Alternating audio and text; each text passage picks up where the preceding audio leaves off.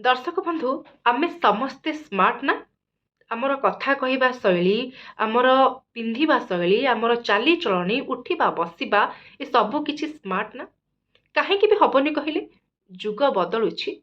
नुआ नुआ ट्रेंड सहित आमे भी निजको सामिल करुछे जदि न करबा ताहले आमे पछरे रहि जिबा एथिपाई आमे समस्ते निजको स्मार्ट करुछे स्मार्ट बनौछे एवं स्मार्टली प्रेजेंट मध्य आसुछे किंतु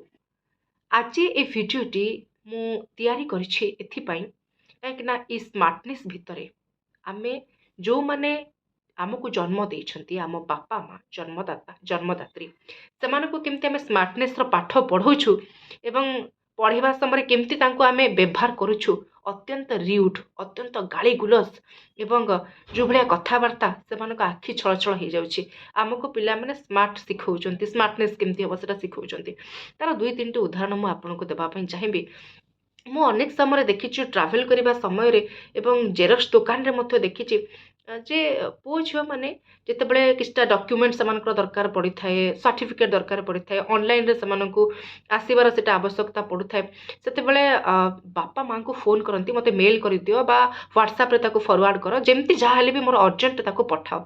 से समय बापा माँ टिके स्मार्टफोन विषय जानी पारती ना तार व्यवहार केमती हुए सबू बापा माँ नुहे किसी बापा माँ जानी पारती ना जे एटा गोटे बड़ अपराध नुहे जे से जानी पारु नाहंती सेठी मु देखिछि पुओ झियो माने जाच्छा ताहा कहिके सेमानकर अभिभावक माननकु दुनिया कथा कहती जे स्मार्टफोन रो व्यवहार तुम जानी पारन जुग कुआडे गलानी तुम कोठी अछ एमिति हेले चलिबो कि एमते नाना प्रकार सेमाननकु कथा कहि थांती या सहित मुझे देखी जितेबाला ट्राभेल मु साइट रे बसुवा लोक मानक झील मानक भी देखी जे पुओ मानक भी देखी समस्त को देखी सब वर्ग लोक मानक देखी एमती मध्यवयस्क लोक भी मुझे देखी जे जितेबाला घर को से फोन कॉल करती वीडियो कॉल करती से समय जदि बापा माँ टी फोन कॉल उठेबार लेट करदेला जानी पारलानी बारंबार फोन बटन को कॉल उठे न पारिक बंद टे स्विच को से जदि क्लिक करदेले दुनिया कथा कहती एवं व्हाट्सएप रे वीडियो कॉल आसी न पारे आम जेकोसी कॉल करुँच से एक्टिव नहांती जानी नहांती तांको आमे दुनिया कथा कहूँ जे स्मार्ट तुम हो पारन स्मार्टफोन धरी पकईछ टे मने रखिए दर्शक बंधु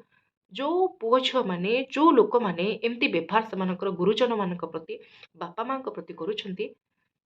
आपण जितेबाला छोट होते आपण जितेबाला खनी खनी की कथा कहते आपण को शब्द ठीक से कहवा आसी नाला से कौन आपण बापा माँ आपण को एमती व्यवहार करुले ठेली दौले बाड़ौले नाना कथा कहते जे मो पुओटी मो झीटी कहीं कथा कही शिखी पारुनी कही जानूनी से बारंबार चेष्टा करुले जे दिन आसब मो पुओ झील जो बयस बढ़िया सहित टिके बड़ हो चलिए से प्रांजल भाव में शब्द कहींपर बापा डाकिबे माँ डाकिबे भाई डाकिबे भौणी डाकिबे अजा डाकिबे आई डाकिबे जेजेबापा जेजेमा सबकि डाकिबे से आपन को एमती व्यवहार करूनथिले विश्वास थिला छुआ बड़ है बेलू सबू कहवा शिखी जाइथिबो किंतु आज सतरे आम बड़ हो जाइए किंतु कथा कहवा शिखिने जो मैंने आमको कथा कहवा शिखई कम से कम से तो आम केमती कथा कहवा कथा केमती व्यवहार करने कथा सेटा आम शिखिन आपण को ये भिडियोटी कष्ट दौथुब आ किछि लोक आपको भल भाव में ग्रहण करेंगे समस्त को मोर अनुरोध रतेबले घर को जाऊँगी जितेबाला आपण घरे बापा माँ रोचंती स्मार्टफोन रो व्यवहार केमती शिखेदेवे आप शिखेले सब जिन हुए किंतु ना कि सर्वसाधारण समस्त आगे एमती बेजित करेंगे ये अधिकार आपको कहीं भी देना।